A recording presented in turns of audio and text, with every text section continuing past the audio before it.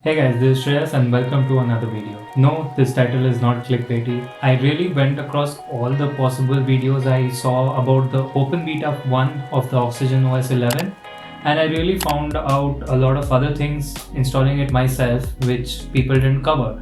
Now I understand that most of you might not be interested in that, but still, here's Oxygen OS 11 open beta 1 in all of its nitty gritty. So this is Shreyas and let's check that out.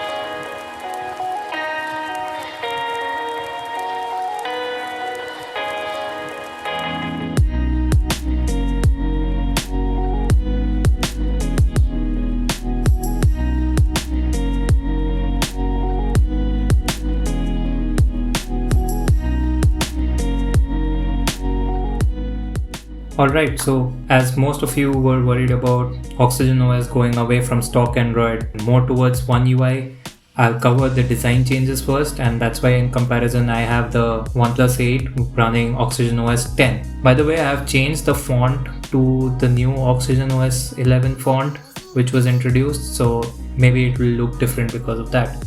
So the first thing I want to show is the quick toggles. So obviously here there are no notifications, but I don't like this because it has only 6 toggles over here where we have 9 in Oxygen OS 10. I would rather prefer this.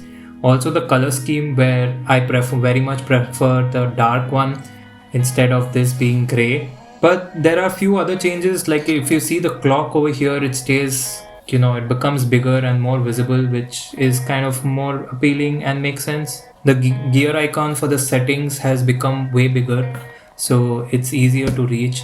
We have some more information over here regarding, data usage as well.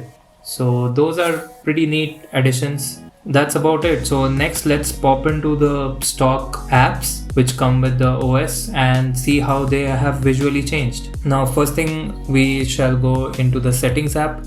You can see over here how it has changed again. We have completely black over here and we have sections made out, which is nice, but again it's written under dark background but not black. But I do like the visual changes over here where it's more reachable, and even the search button has come down here, which is great, which if you see over here is on the top, so that is not really convenient. So in that way it's pretty good. So let's move on to the other stock apps. Let's look into the phone app. If you can see here, the phone app orientation has changed. Again, things are more reachable over here. The dialer looks almost the same but a bit different. I think this is more inspired by the Google dialer, but yeah. And then we have, even under history, similar scenario, we have the search, the add contacts and the options brought down by a large margin, which is great. And even on the contacts app, we see this continuity of the design language, which is a great thing. Okay, so coming to the clock app, you can see that the design language carries on forward over here as well. The good part is, again, the gear icon over here has come down here, which is again more reachable. Makes sense. Text has kind of grown on me. I did not like it at first, but I used it longer and I kind of prefer this text now. World clock, I don't know. The color scheme has flipped and the icons are bigger, and again the gear is more reachable. This is kind of same. Yeah, so we don't have that dot moving around anymore, so that's about it. Again, the gear icon is down here, which is great. Stopwatch looks kind of the same. So this is about the clock app. Next, let's look at the most overhauled app, probably in my opinion. It was good. It had a sleek material like design, but right now if you see that we have some animations like you saw over there. The animations, as you can see, the fog over here or smog or haze is moving around over here. Similar animations come up during rain showers and windy days as well. Okay, let's move to the recorder app, which is seldom used, but see, again, I just want to show you for the design language aspect, and you can see here clearly that. Next, let's go to one of my apps which I really like the transitions in. It's the calculator app. Nothing fancy. I mean, previously you had the history button over here on the top left in Oxygen OS 10, but in 11 you can drag down this to see the history, which is kind of nice and again one-handable. The next thing which I liked is you had this toggle here to open up the additional functions of the scientific calculator. Now you have this toggle, and if you see, the transition is pretty slick. I really love this transition. This is a very small touch which I really like. And of course, as all OnePlus calculators, the Easter egg. Also, you can see the equal has become circular and most buttons also are kind of circular. So that's something new. Okay, so next we have Zen mode. So Zen mode has had quite a large visual overhaul, as you can see. The other thing I want to demonstrate here is that at the topic of reachability, I want to show you this. Like this menu used to pop up in the middle. Now, in most cases, even in the settings, this is how it comes up. And I feel like this is a very practical and nice way of showing the menu.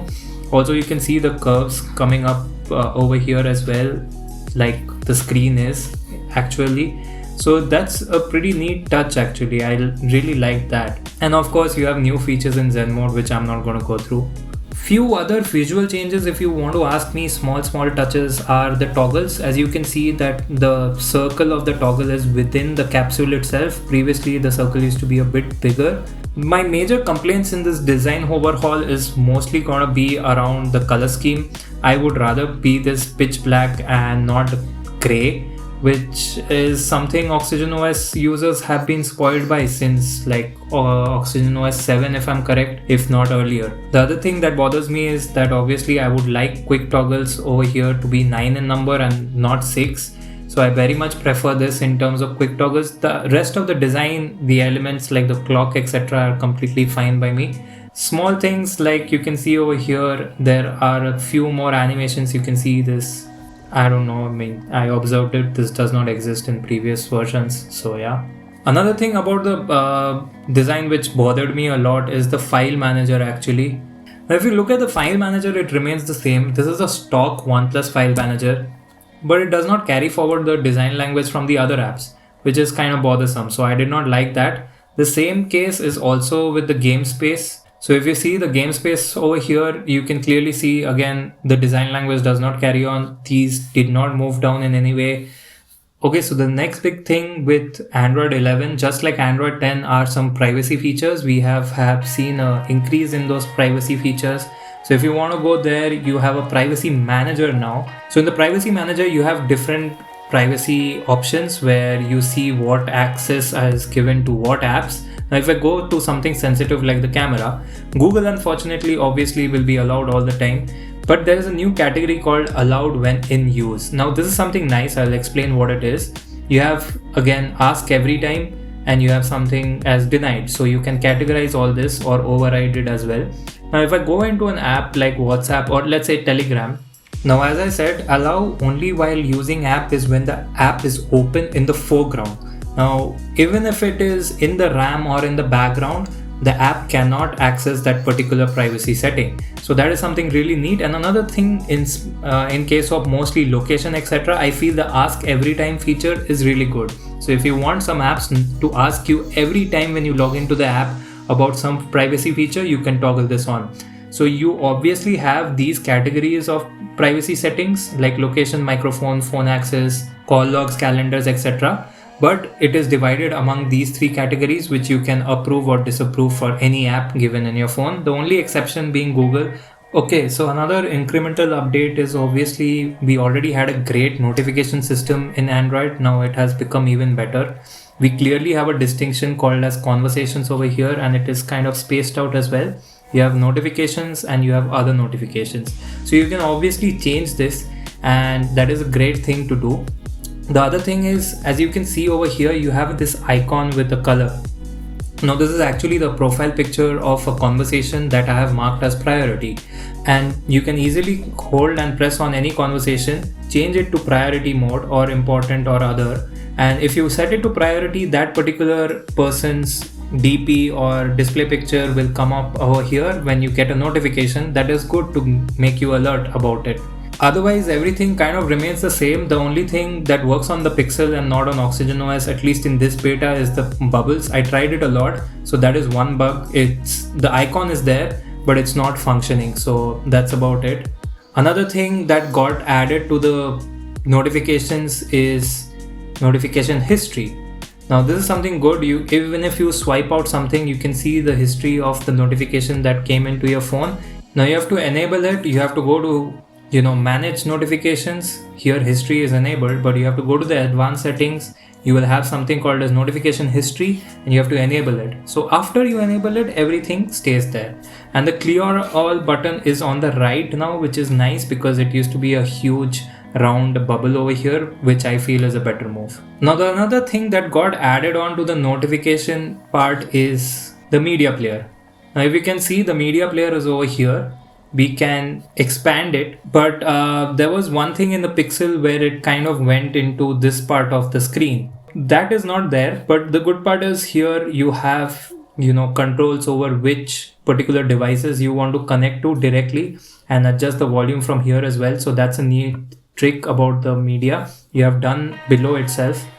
Now the another thing is that this can always stay, or you can choose to make it go away after a session is done. If I remove Spotify from the RAM, this will go off, but if you do not disable that setting, this will always remain over here, which I did not particularly like, so I prefer to do that. So another thing which I wanted to point out around the media player is how it looks on the home screen. Obviously you can expand your notifications over here, but it has a neat feedback. Like you can see a ripple like animation over here, which kind of looks good. And again, if you have to change your devices, you have to unlock, but that's about it. The ripple like animation also exists in the notification shade as well, so that's something nice and an addition to whatever existed. So whenever I'm done with my session, I swipe it out. So that's about it. Now let's come to OnePlus features, what OnePlus has added on to its Oxygen OS specifically.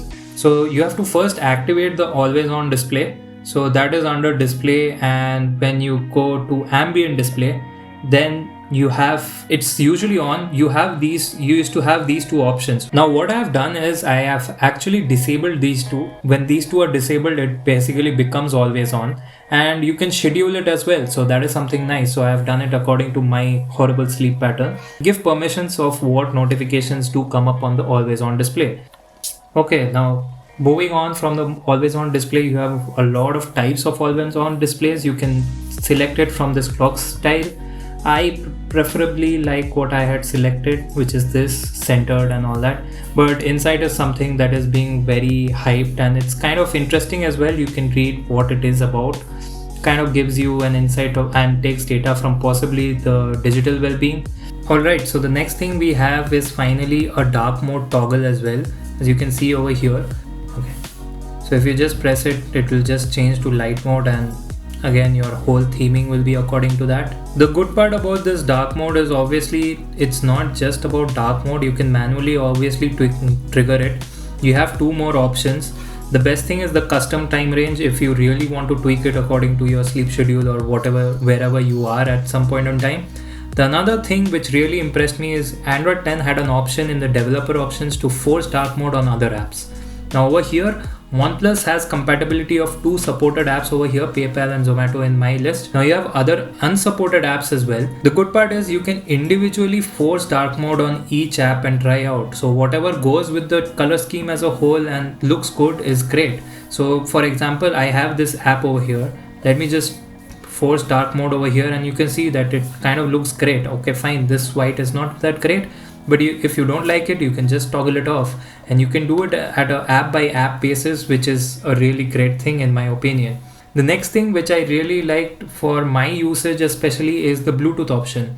So if you go to the device settings, now you don't have to change the Bluetooth codec from the developer options. You have an option over here. Again, this stacked menu is something that I really like. The only bug I could find over here is that the text overlap is over here. So I hope that is fixed. I have reported it on the forums myself. So you don't have to go into the dev options anymore to change the codecs, and that's a really, really great thing. The other thing which might impact your media experience is watching YouTube in picture. So you can obviously drag it around as usual. The addition that came in right now, making the window bigger or smaller, which is pretty neat. The only problem right now, it is only supported on YouTube. I tried it on Prime and it did not work out for me. The another good part is you can drag and drop it over here, and you don't have to just use the cross icon, which is kind of intuitive as well. Small little change is that you have something called as vision comfort now. This just used to be the night mode, basically the blue filter option which you used to have. Nothing else has changed inside here. rest all remains the same. Now let's dive into the stock camera app. Like while digging around, I just found two extra things. We have a video portrait mode, which obviously I haven't tried out, and you have a nightscape mode as well. So I will try to use it as much when the stable version comes out. I'm not really tried right now. So let me know if you want camera samples around that and comment down below. As you can see, for pictures also you have the quick share option over here, which is pretty neat. Problem over here which I don't like is the video menu is not changed. I would really like a video quality toggle over here instead of going to the settings that is at the top. I would like to see your settings button down here somewhere. You have a lot of space over here. You could put it there, I believe, because changing the video settings is a really long procedure and it's not possible with one hand. Focus tracking has been added over here, which I did not see before. Also, if you see the irregularities in the menu, you have these options over here in this form. But when I go to slow-mo, the option comes up from down here. So I don't know if it is because of the sheer number of options you have, but I think it could have been implemented that way because it's another window you have to go into and press back.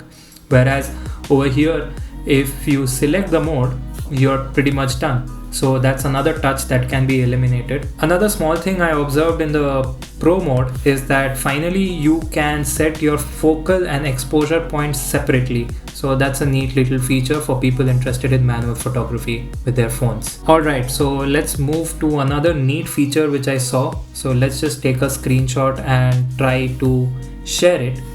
So if you see here, over here, you have a share menu. Now the addition over here, which did not come down from Android 10 beta in the pixels at least, was pinning of these particular options. So now if you have some favorites, you can see a pin icon over here, which I really like. So let's say, for example, let's add another one. Let's say I want to pin messages. So you can just pin this option over here and it will displace the rightmost one and come in over here. And if you want to unpin it, you can just unpin it and then the rest of the suggestions are like it was before. Or if you unpin more of it, the Google suggestions come in over here. So that is something really neat. So you don't have to scroll anymore. The first options you see over here is something you can select and go ahead with your day-to-day things. These as usual are suggested by Google, which I don't think are accurate. Another neat feature is nearby share toggle is given over here for every share menu, which is really great. And if you have text, there is a copy option which comes up next to it as well. Another thing that got added on to the Oxygen OS launcher is something like swipe down for shelf, which I am not a fan of. Previously, we used to have a toggle over here which used to take you from the Google feed to the shelf itself, which was pretty useful for me at least. Now, as you can see over here, if you go into the home settings to the swipe down axis, you can choose notifications and quick settings or shelf. Now, if I save shelf, this is kind of janky. I don't really like it. Now the neat thing is the background is the weather widget now, and it's not another card which used to be previously the case. Alright, now the small few things which most people might not care about, it's kind of deep into the developer options, but still I want to show it. So the two things that got added into the developer options which I think could be useful for nerds, especially like me, is one is wireless debugging, which is really great and handy. You don't need a cable anymore. And the other thing for us to monitor refresh rate, when you toggle this, you can see the refresh rate popping up on the top, and you can see what all apps use the refresh rate or don't.